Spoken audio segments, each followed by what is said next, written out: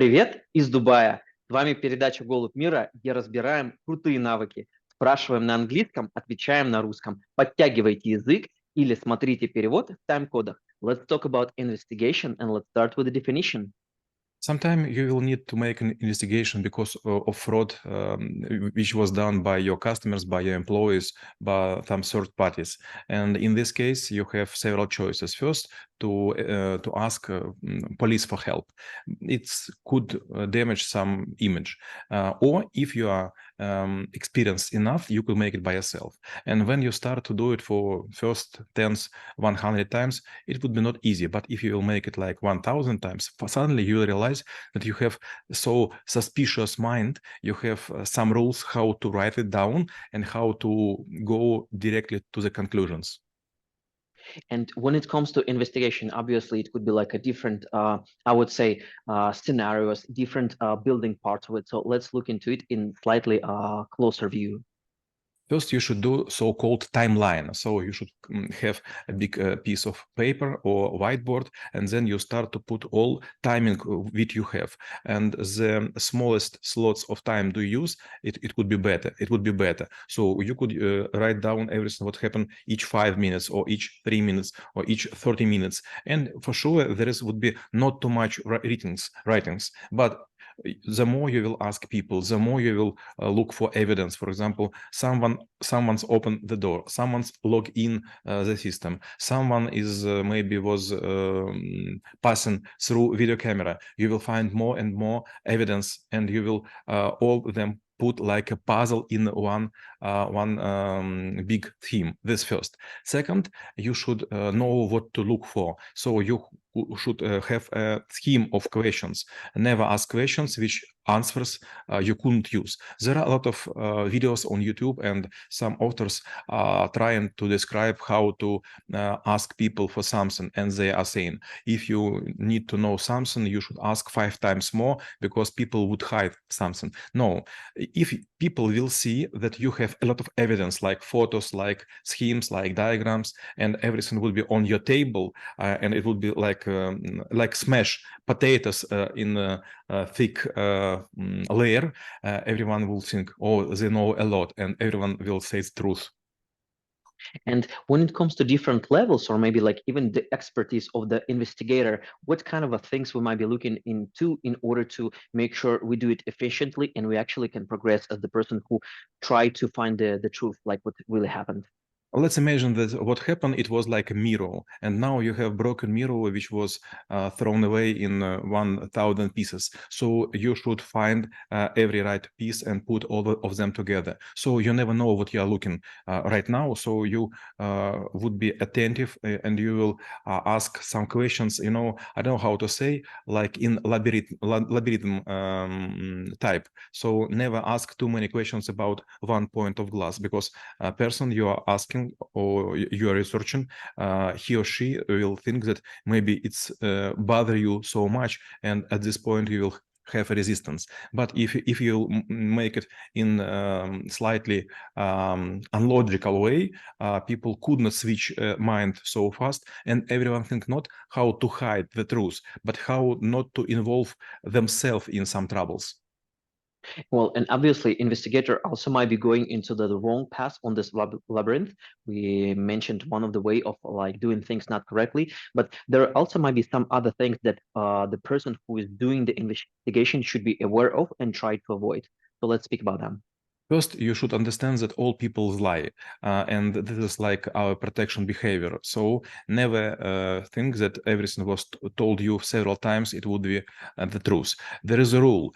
If you ask several questions, several people the same question, people who will stand or sit nearby will ask, Maxim, what are you doing? You ask the same questions. Yes, but it is a rule. The same questions, but answers are different. So you look for inconsistency, something unusual, something unlogical, something doesn't match.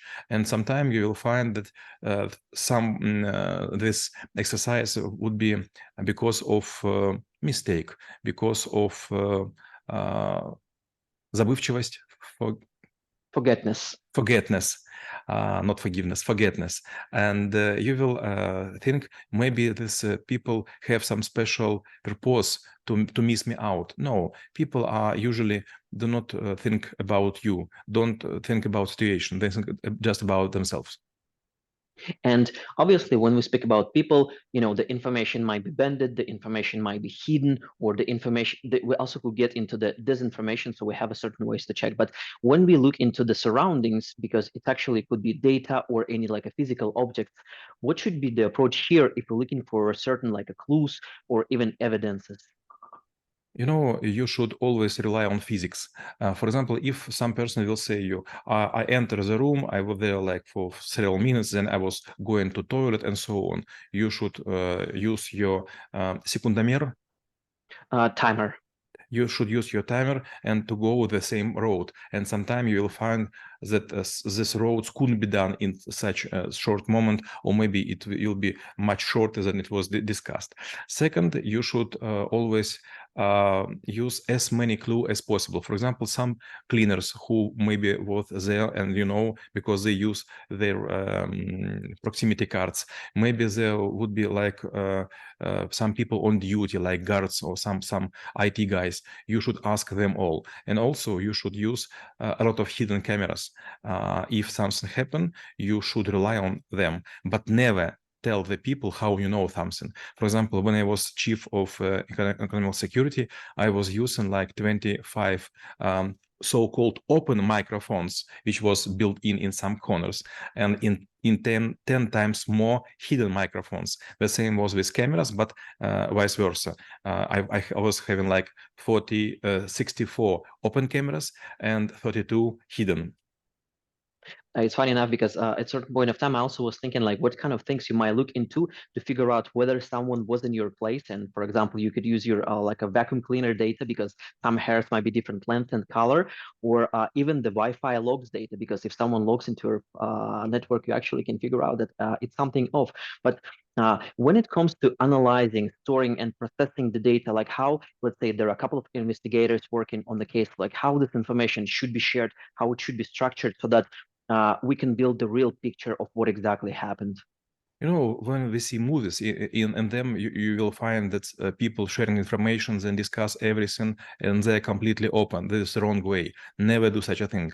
If there are several investigators which following the same case, they should speak on some issue of the case when they separately look in it deeply. For example, if I was researching logs and you was looking for a strays on the floor, we have nothing to discuss. But after I have done your job and you have done my job, so we both have looking into the logs of computer or network. If we are both in different time, in different way, in different